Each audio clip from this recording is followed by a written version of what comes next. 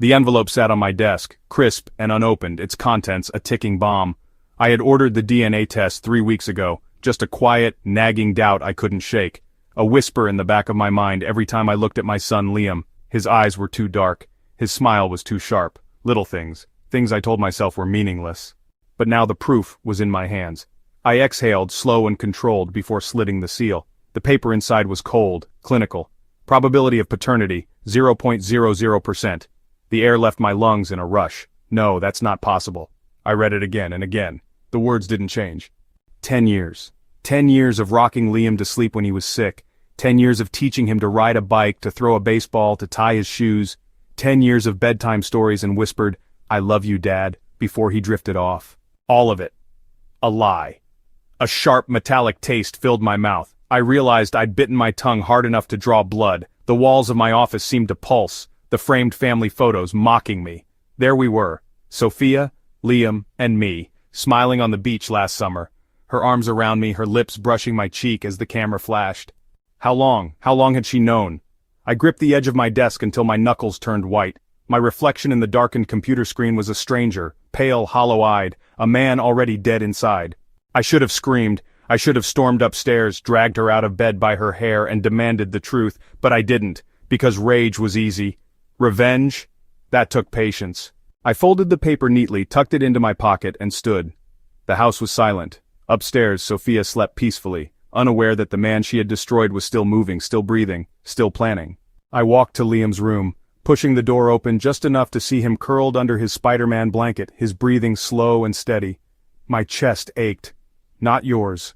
The words were a knife twisting deeper. I closed the door softly. Then I went back to my office, opened my laptop, and began to erase myself.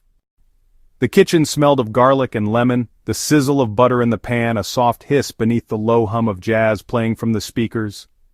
I adjusted the flame, watching the shrimp turn pink, their edges curling in the heat. Perfect, just like everything else in our perfect little life. I plated the food carefully. Garlic butter shrimp arranged in a crescent around a mound of roasted asparagus, a drizzle of sauce just the way she liked it. The Cabernet breathed on the counter, its deep red hue catching the candlelight. "Wow, Sophia, what's the occasion? Just felt like treating my wife." "Sophia, well, I'm not complaining. You're quiet tonight." "Sophia, about the future." "Sophia, you've been so distant lately. You're worrying me. Everything okay?" "Perfect." "Sophia, well, whatever's on your mind, I'm here, okay?" Later that night she curled against me in bed, her body warm and familiar, her breathing slow and even. The scent of her shampoo, something floral, expensive, filled the space between us.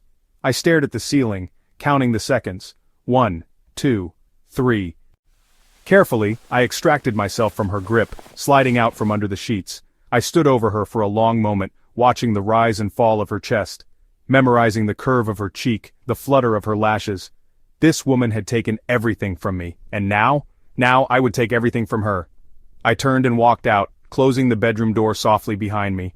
When she woke up, I'd be gone, and her nightmare would just be beginning. I left nothing behind, no note, no voicemail, no dramatic confrontation, just silence. The house was still asleep when I slipped out before dawn, the only sound the quiet click of the front door closing behind me. The morning air was sharp, biting at my lungs as I walked to the car I'd parked 2 blocks away, a nondescript sedan bought under a fake name months ago, just in case. Just in case. I almost laughed at that now. I had planned this for months. Small withdrawals, never enough to raise suspicion, closed accounts under the guise of financial restructuring, a burner phone purchased in a Walmart parking lot, cash only, under the name James Wilcox.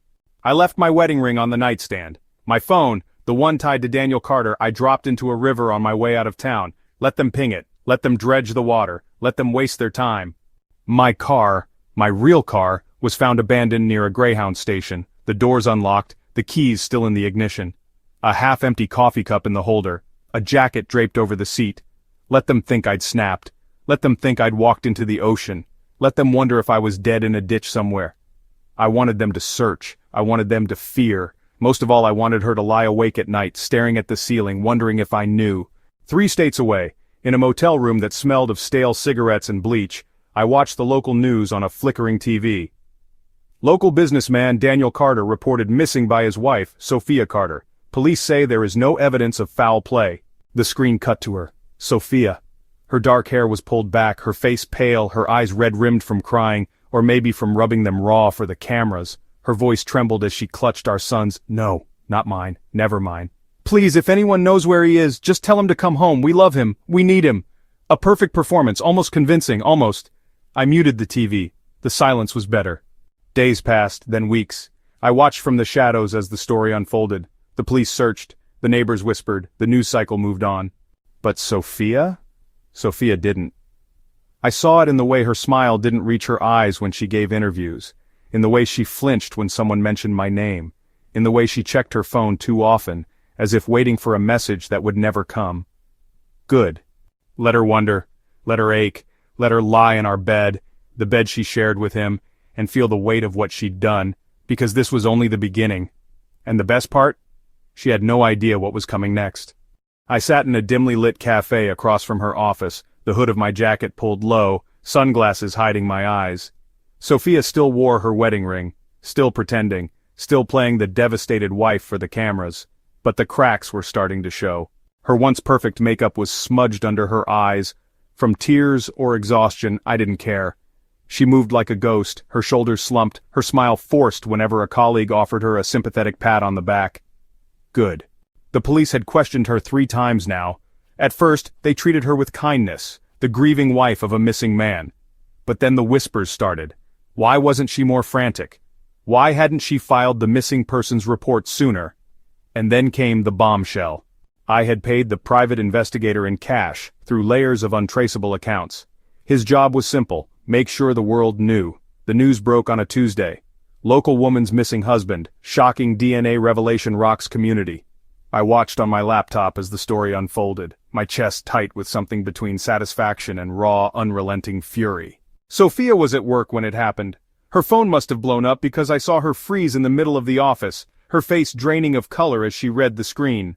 Then she bolted for the door, her hands shaking so badly she dropped her phone. A reporter was already waiting outside. "Mrs. Calloway, can you confirm the reports that your son isn't your husband's biological child?" The camera caught the exact moment her mask slipped, her breath hitched, her lips parted. No denial, no outrage, just pure, unguarded panic. She shoved past the reporter without a word, her heels clicking frantically against the pavement as she fled. By the next morning, it was everywhere.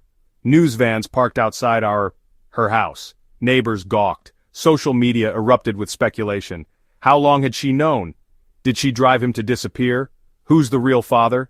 I knew the answer to that last one. Daniel Mercer, my so-called friend. The man who had laughed at my jokes, clapped me on the back at company parties, and apparently slept with my wife for years. The internet found him before I could even lift a finger.